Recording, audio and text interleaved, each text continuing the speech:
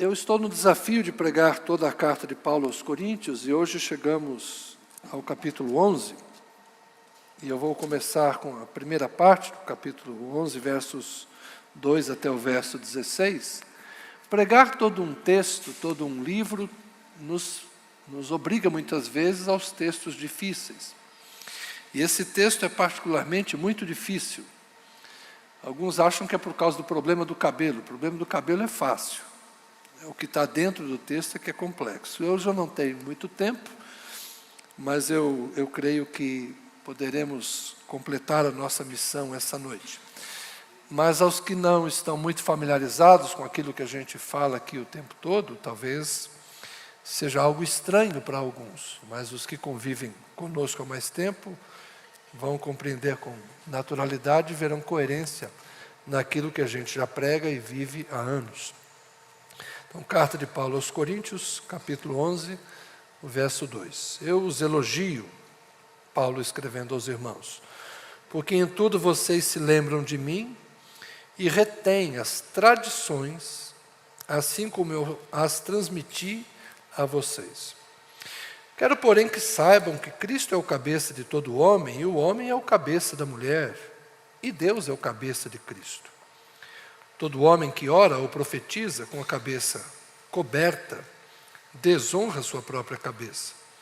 Toda mulher, porém, que ora ou profetiza com a cabeça descoberta, desonra sua própria cabeça, porque é como se estivesse rapada.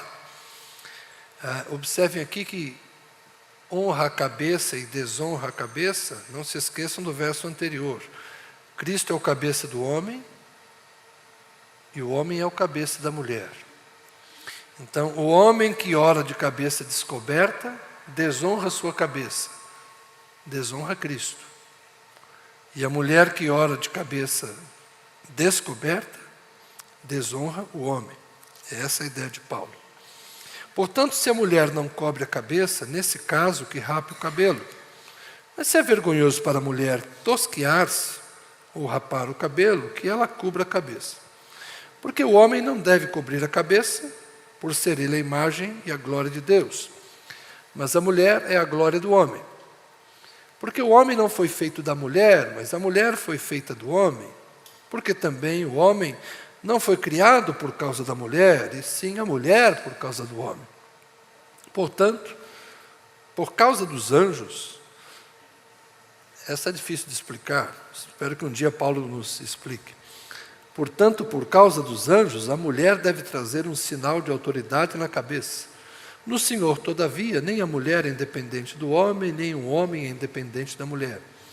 Porque assim como a mulher foi feita do homem, assim também o homem nasce da mulher, e tudo vem de Deus. Julguem entre vocês mesmos. É próprio que a mulher ore a Deus com a cabeça descoberta? Ou a própria natureza não lhes ensina que é desonroso para o homem usar o cabelo comprido? Olha que verso. Ou a própria natureza não lhes ensina que é desonroso para o homem usar o cabelo comprido? E que, tratando-se da mulher, é para ela uma glória, ou seja, uma glória ter o cabelo comprido? Pois o cabelo lhe foi dado em lugar de véu. Mas, se alguém quiser discutir essa questão, saiba que nós não temos tal costume, nem as igrejas de Deus. Amém. Esse é um texto fácil de pregar na congregação cristã no Brasil. Eu me lembro do sepultamento do pai do pastor Esdras, que sempre frequentou a congregação cristã, e nós fizemos, ele fez uma parte do culto fúnebre, sepultando seu pai, ele um pastor batista, e os irmãos da congregação estavam do lado de fora. Quando Esdras encerrou a sua fala, ele convidou o líder da congregação cristã no Brasil, igreja que seu pai frequentava.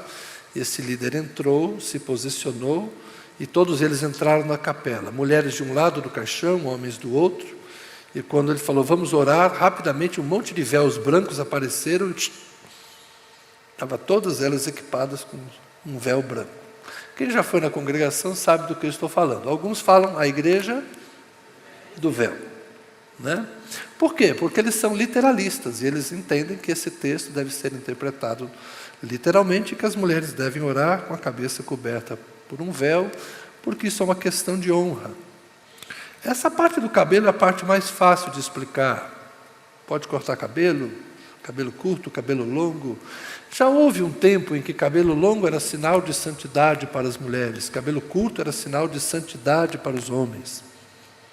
Mas eu creio que nós já superamos há muito tempo isso, porque o começo do texto nos diz as tradições como as transmitia a vocês.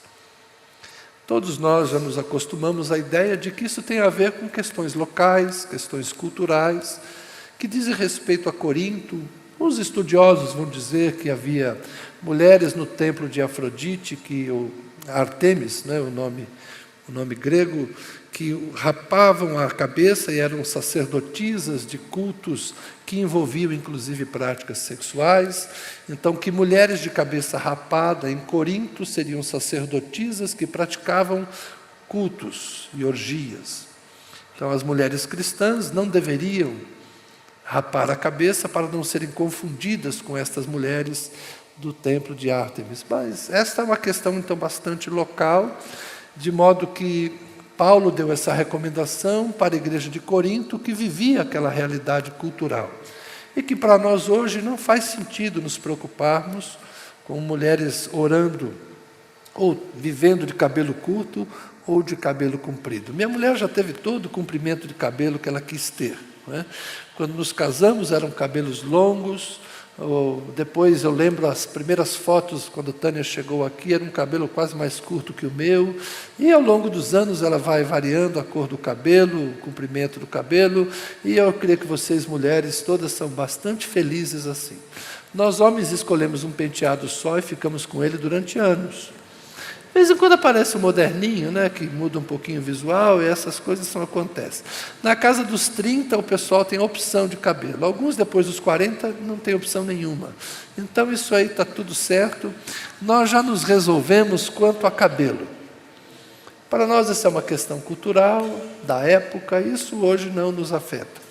Mulher de cabelo comprido não é mais santa que mulher de cabelo curto, embora a gente ainda estranhe os homens de cabelo comprido, eles são minoria na igreja, mas eu particularmente não vejo dificuldade em homens que usem cabelo comprido, embora eles sejam uma minoria entre nós. Essa não é uma coisa tão natural entre nós como as mulheres de cabelo curto. Mas, honestamente falando, essa questão do cabelo não é uma discussão que mereça tempo. Ok? Estamos já todos acordados sobre isso. Mas o texto não fala só disso. Se a questão fosse só o cabelo, estava encerrado. O que mais é a tradição? Há outras tradições aqui que estão ponteadas ou espalhadas no texto, que normalmente nós temos que considerar. Isso aqui é tradição ou isso aqui continua valendo? E é interessante que Paulo usa a palavra tradição, aqui traduzida por tradições, em 4 cartas. Na carta aos Tessalonicenses, na carta aos Gálatas, na carta aos Colossenses e nesse texto aqui, na carta aos Coríntios. Paulo usa essa expressão grega. Nos evangelhos ela aparece em Marcos e em Mateus, e traduz uma conversa que Jesus teve em aramaico. Mas quando alguém traduziu para o grego, usou essa mesma expressão que Paulo usa aqui, naquele episódio em que os líderes judeus vão questionar Jesus: por que os teus discípulos não guardam as tradições dos nossos anciãos e vocês comem sem lavar as mãos? Mateus capítulo 15, Marcos capítulo 7. Então essa mesma palavra tradição está presente ali nos evangelhos, apenas nesse trecho.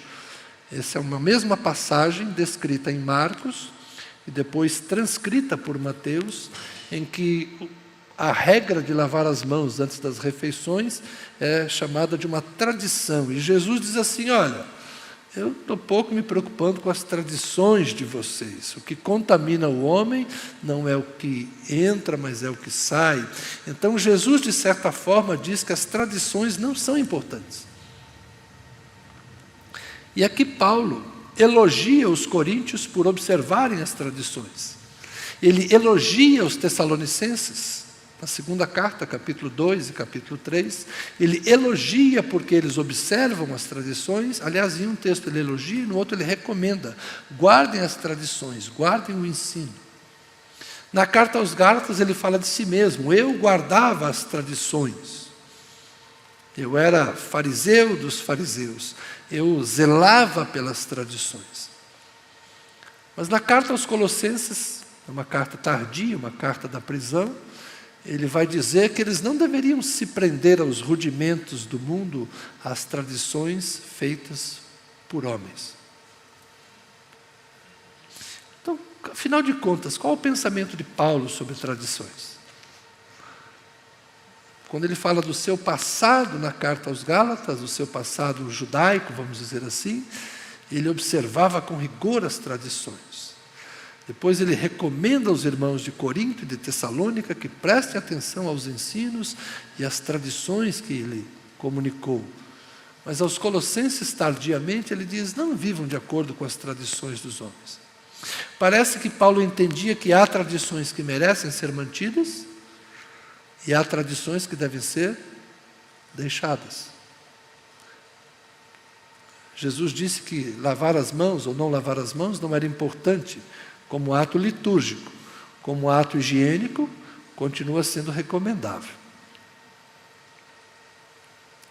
Como é que a gente lida com as tradições? Essa questão do cabelo nós já decidimos. Tradição do passado não faz diferença. Cada um corte o cabelo e tenha-o do jeito que quiser, em alguns casos do jeito que puder ter. Mas o texto fala de outras coisas, o texto fala de hierarquia entre homens e mulheres. E aqui nós temos um tema atual. Alguns amigos meus defendem hoje a teoria de que um dos problemas da igreja evangélica, o que está acabando com a igreja evangélica, é a teologia feminista. E para eles, teologia feminista é qualquer pensamento que afirme uma posição de igualdade entre homens e mulheres. Porque feminismo, para quem não sabe, não é a defesa da supremacia das mulheres sobre os homens. Feminismo é um movimento que começa mais formalmente nos anos 60, que defende a igualdade entre homens e mulheres. Igualdade. Não faz diferença homem ou mulher. Então, feminismo não é supremacia de mulheres, não é a cultura das Amazonas, do filme da Mulher Maravilha, não é? Não. É a ideia de que homens e mulheres são iguais. E eu me lembro, há poucos anos atrás, o Ministério de Homens da nossa denominação estava tentando se reorganizar e alguns líderes se reuniram aqui numa das nossas salas e me convidaram para dar uma palavra. Eu era o anfitrião e eles, de forma gentil, me convidaram para conversar com eles. E eu disse assim: olha, se vocês querem reestruturar o trabalho masculino da nossa denominação, eu sugiro que vocês comecem com uma ideia diferente. Defendam aquilo que se defendeu lá atrás, na Reforma Protestante, o sacerdócio universal dos crentes. Cada um é seu sacerdote. E esqueçam essa história de que o homem é o sacerdote da família. Porque as mulheres oram mais que os homens, e as mulheres têm igual acesso a Deus. Elas não precisam pedir ao marido para que o marido peça a Deus. Essa ideia de que o homem é o sacerdote do lar é apenas uma ideia arcaica que nós já deveríamos ter superado, e homens e mulheres têm igual acesso a Deus. Afinal de contas, a Reforma Protestante, há 500 anos, diz isso. É claro que eles não me ouviram. E o trabalho masculino da nossa denominação continua ensinando para os homens a ocuparem o seu lugar como sacerdotes do lar. É uma ideia de reforçar a posição do homem como chefe espiritual da família. É verdade, nós precisamos de homens mais espirituais. Nós precisamos de homens que orem mais. Nós precisamos de homens que leiam a palavra. Nós precisamos de homens que deem bom testemunho de Cristo. Nós precisamos de homens crentes. Mas dizer que eles são os mediadores entre Deus e as suas esposas, eu acho que não é bem por aí. Para mim, tanto o homem como a mulher no lar, os pais, são igualmente responsáveis pela espiritualidade da família. E há casas em que os filhos são mais sacerdotes do que os pais. Afinal de contas, quantos de nós não viveram a experiência de se converterem e levar seus pais a Cristo? Então, quem é o sacerdote da casa? Aquele que anda mais perto de Deus, seja o homem, seja a mulher, sejam os pais, sejam os filhos. Como escreveu Paulo em outro texto, a mulher santa santifica e o marido santo santifica a esposa, e os pais santos santificam os filhos. Essa é a lógica paulina. Portanto, eu de fato gostaria de convidar vocês a olharmos para esse texto e refletirmos um pouco se não há em Paulo alguns pensamentos de hierarquia masculina e feminina que tem a ver com as tradições da época de Paulo. Aquilo que nós chamamos hoje de patriarcado. A ideia de que os homens são os chefes e que as mulheres são as chefiadas. E se as mulheres forem bem chefiadas, fiquem felizes, porque isso é bom para elas. A ideia de que toda mulher tem que ter uma pertença, ou ela pertence ao pai, ou ela pertence ao marido. Esse é o modelo patriarcal. Ah, mas não é assim que a gente pensa, pastor. Sim, mas é a cultura dominante durante séculos, a cultura do patriarcado. E quando as mulheres lutam hoje por igualdade no acesso ao trabalho, por igualdade no acesso à educação, e vocês sabem que há uma menina que se tornou famosa no mundo, Malala, porque tudo o que ela queria era estudar. Mas ela nasceu num país onde as mulheres estão de novo sendo proibidas de estudar, porque os talibãs estão expulsando as mulheres dos lugares onde elas poderiam ser educadas. Isso é século XXI, num país atrasado, de cultura retrógrada, por gente conservadora, que entende que o mundo deve ser medieval, por gente que pensa que o passado é necessariamente melhor do que o presente. Eu fui a São Paulo esses dias, eu passei 4 dias em São Paulo, fui na terça, voltei ontem. Eu e Tânia levamos meu sogro, que por causa da sua pouca memória, às vezes fala do bairro que cresceu, mas já não se lembra. E nós o levamos em frente à casa onde ele foi criado por seu pai. A casa ainda está lá, foi fotografada, ele disse, eu não lembro de nada. Depois nos levamos ao terreno onde ele criou a Tânia, criou seus filhos. A casa foi demolida, já fizeram um outro prédio, mas nós estávamos lá naquele lugar. E ele olhava a praça e tentava se lembrar do lugar. Eu me lembro, há poucos dias, eu levei meu neto na casa onde o pai dele foi criado. Eu tenho a foto do Rubem com 1 ano, na primeira casa em que eu e Tânia moramos. E eu mostrei para o meu neto, foi nessa casa, naquela janela, tem uma foto com seu pai de pijama. Então, o passado me pertence. E nós também levamos o meu sogro na igreja onde eu e Tânia fomos batizados, onde eu e Tânia nos casamos há quase 40 anos. Meu sogro foi regente do coral lá, e ele entrou naquele templo tentando se lembrar daquilo. Eu ainda tenho o passado vivo dentro de mim. Meu sogro não. A mente dele não lhe permite reviver o passado. Ele tenta se lembrar das coisas e não consegue. Porque o passado é assim. O passado passou. Ele só é vivo na mente de quem o viveu. O presente. O presente é fugaz. O presente nos escapa. O hoje dura só 24 horas. Daqui a pouco ele é ontem. E o amanhã já chegou. Vocês entendem?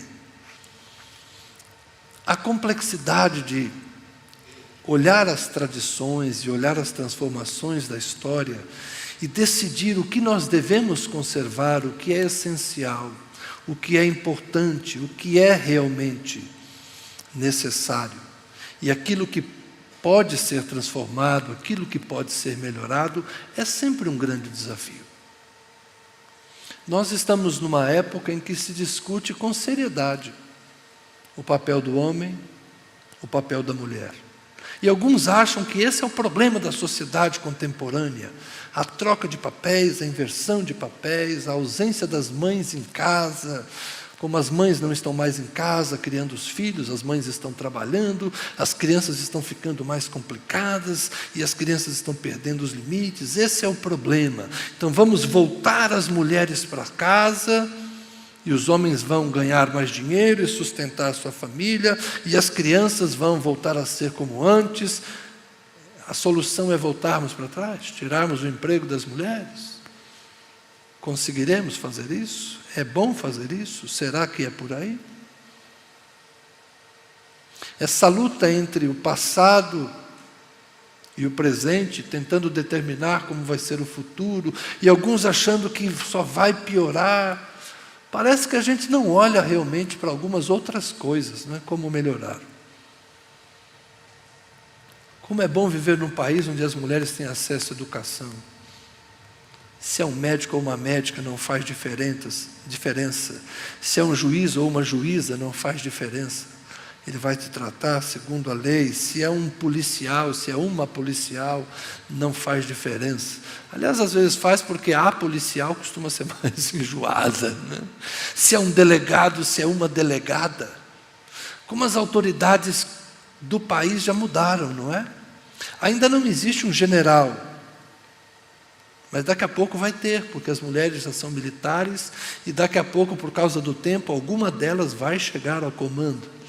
Há pouco tempo tivemos uma comandante na PM do DF, durou pouco, né? Dizem que ela era brava demais e má na política, então não ficou muito tempo no cargo. No mundo aí fora, nós temos que compreender que as coisas já mudaram bastante. E a igreja? E a igreja? A igreja tem a Bíblia. Na Bíblia está claro, a mulher fica abaixo. Porque o homem não foi feito da mulher, mas a mulher foi feita do homem. O homem não foi criado por causa da mulher, e sim a mulher por causa do homem. Isso tem muito a ver com a narrativa do Gênesis, que é uma narrativa reminiscente, é uma memória antiga, que foi preservada na Escritura, e nós a tomamos por revelação, e nós a tomamos por palavra de Deus. Então ela é a nossa referência. Quando a Bíblia diz que a mulher não foi feita por causa, o homem não foi feito por causa da mulher, mas a mulher por causa do homem. Pare um pouquinho e pense nessa situação. Apenas essa, vamos analisar. Deus fez o homem e o homem estava só. Por quê? Porque todos os demais seres tinham um par. O boi tinha a vaca. O cavalo tinha a égua. E assim, tudo que você quiser imaginar, né? Todo animal macho tinha a sua fêmea. Mas Deus fez o homem, só o homem, e colocou lá. Vocês acham que esse era o projeto original de Deus? Fazer só o homem? E depois que Deus fez, Deus parou e olhou e pensou: tem uma coisa errada, está faltando alguma coisa. O Cláudio Duarte disse, né, que Deus olhou para o homem e falou assim: você está muito tranquilo, você está muito feliz, eu vou arrumar um negócio que vai acabar com essa tua paz agora. Aí Deus fez a mulher, né? Mas vamos lá, eu acho que não foi bem do jeito que o Cláudio Duarte está falando, a piada é dele, né? Mas pense bem, Deus cria tudo macho e fêmea, e o homem Deus faz apenas o macho, como se dissesse: tá bom, basta, vamos ser eu e ele. Eu vou conversar com o homem vai conversar comigo, e nós seremos felizes para sempre. Mas aí Deus percebe que o homem não está tão feliz, então Deus para e pensa: eu vou fazer uma adjutora, uma companheira idônea, algo que lhe corresponda. E aí depois Deus fala para eles: já que agora vocês são um casal, sejam fecundos e encham a terra. analisando a criação. Não é pouco provável que tenha sido assim? Sendo honesto. Deus faz o homem, depois ele muda de ideia e percebe, está faltando, vou fazer a mulher. Não seria mais provável que Deus, que fez todos os outros em casais, já tivesse desde cedo planejado um casal? Pensando, falando sério. Não é verdade? Nunca tinha pensado nisso, né, pastora? Mas é assim, por isso que eu vou ser quase taxado de herege hoje, né? Porque eu penso um pouco fora da caixa. Então vamos lá. É mais provável que Deus tivesse, desde sempre, pensando no casal. Mas por que a história está escrita assim? Porque na história o homem é criado sem precisar da mulher. E depois a mulher é dada como algo a mais. Por quê? Por causa da cultura. Na cultura em que essa história foi preservada, a semente da vida está no homem. É o homem que põe a semente na terra fértil que é a mulher. Na cultura deles, o homem gerava filhos. A semente era só do homem. Hoje nós sabemos, um espermatozoide e um óvulo. Ok? Mas na época deles não era esse o pensamento. O homem é que tem filhos. O filho era de quem? Do homem. Jacó teve filhos com 4 mulheres, mas eram filhos de quem? De Jacó. É assim que funciona. É o homem. Porque a cultura é patriarcal. E por que a cultura é patriarcal? Porque o Deus do monoteísmo judaico tem uma figura o quê? Paterna. Deus é pai. E o nosso Deus não precisa de ninguém. O nosso Deus não precisa de mim, nem de você. O nosso Deus é completo em si mesmo. Então, os adoradores de um Deus autossuficiente, que tem uma figura paterna, concebem naturalmente o homem como um ser autossuficiente e a mulher como um ser dependente. Então, o pensamento patriarcal, ele está na raiz da nossa religião. Deus é pai. O Filho de Deus veio como homem. Nós não temos a figura da deusa. As outras culturas tinham politeístas, né? Tinham os deuses e as deusas. O judeu não, é Deus. Nós somos monoteístas e radicais. Há um só Deus e Pai de todos, que está em todos e age por meio de todos. Nós cremos em um único Deus, amém? Nesse ponto estamos de acordo, né? Há um só Deus e Pai, o Deus e Pai de nosso Senhor Jesus Cristo, que é o mesmo Deus no Novo e no Antigo Testamento. Como eu já ensinei vocês, Jesus disse, não foi Moisés que deu a vocês o pão do céu, foi o meu Pai que está nos céus. Então, o Deus do Antigo Testamento, que derramou aquela sementinha que virava maná, é o Deus e Pai do nosso Senhor Jesus Cristo. Há um só Deus. Essa figura de Deus nas culturas antigas, e para nós ainda hoje, é uma figura paterna. Então nós tendemos a dar ao homem uma ideia de autossuficiência, ou de maior poder, de maior segurança, de maior força. Pedro escreve que as mulheres são vasos mais frágeis. Pode ser fisicamente, porque emocionalmente, alguns desconfiam que as mulheres são mais preparadas para a dor e para o sofrimento do que os homens. Isso é coisa para outro dia, né? Coisa para os psicólogos. A questão é, Paulo, entre um e outro, ele diz que o homem é o cabeça, mas depois ele fala, mas nenhum homem é independente da mulher, porque todo homem nasce de mulher. Então nós temos que olhar para esse texto e pensarmos não apenas na questão do cabelo, mas eu convido vocês a que nós olhemos para esse texto e pensarmos em como a nossa cultura pode nos conduzir, inclusive a nossa cultura religiosa, pode nos conduzir a um pensamento de que os homens são superiores às mulheres. E eu convido você a refletir se isso é correto. Porque quem me levou a Cristo foi minha mãe. E que me ensinou muitas coisas e me inspirou para o ministério foi minha mãe. Eu tive algumas professoras boas no seminário. E eu convivi com algumas pastoras muito cheias da graça de Deus.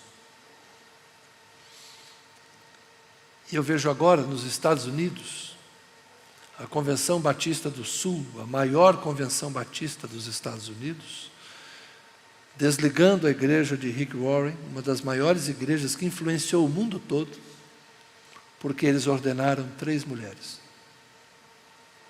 A igreja de Willow Creek é uma das igrejas que influenciaram muitas igrejas no mundo todo, uma igreja extraordinária em termos de frutos e realizações, sendo desligada da denominação porque lá eles ordenaram 3 mulheres. E a Assembleia Geral das Igrejas, que envolve milhões de pessoas, tomando decisão de que as mulheres não devem ascender aos púlpitos. Então nós vemos uma onda de conservadorismo tocando o mundo, um reacionarismo, entendendo que lugar de mulher é na cozinha e não no púlpito. E eu pergunto a vocês, por que não? O Deus que dá dom aos homens não é o mesmo que deu dons às mulheres? Na época da Bíblia, nós sabemos, as mulheres mal tinham nome. Era a cultura daquela época. Nós vamos preservar? É isso que nós vamos fazer? Vamos nos comportar culturalmente como eles? Se vamos, meninas, a partir de agora, ninguém de vocês corta cabelo. Rapazes, cabelinho militar. Ah, não, pastor, cabelo nada a ver. A gente tem que resolver.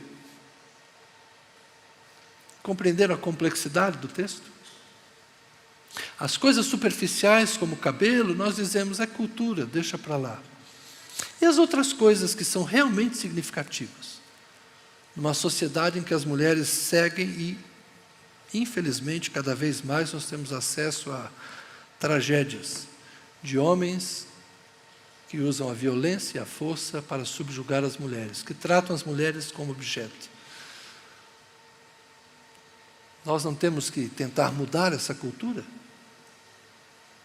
Eu creio que nós podemos ser melhores do que foram nossos pais. E que os nossos filhos sejam melhores do que nós temos sido até aqui. Porque eu desejo que a minha neta, que hoje só tem 3 anos, viva num mundo em que ela tenha igualdade de oportunidades, igualdade de direitos, igualdade de valores que o meu neto tem. Assim como meu filho e minha filha, para mim, são iguais. Eu desejei ter um casal de filhos. Primeiro o rapaz, para competir com meus irmãos, que já tinham tudo filha mulher. Falei, o meu primeiro vai ser homem, só para sacanear com eles. Depois, eu quis uma filha, porque tinha um que já estava na 3ª menina e não conseguia o rapaz. Eu falei, não, Deus comigo vai ser bom, é um de cada e pronto, eu fecho a fábrica. Meus irmãos têm 3 e eu fiquei com 2. Por quê? Deus atendeu o meu coração. Eu não amo mais minha filha ou meu filho. Amo os 2 igualmente. Os 2 têm o mesmo valor para mim. Porque homens e mulheres são iguais. E Deus não faz distinção entre homens e mulheres. Porque nós ainda fazemos. Vá para casa pensando um pouco nisso. São mudanças profundas. E eu sei que alguns se preocupam com isso, com essas minhas falas, né? Mas eu creio que nós temos que construir uma sociedade melhor.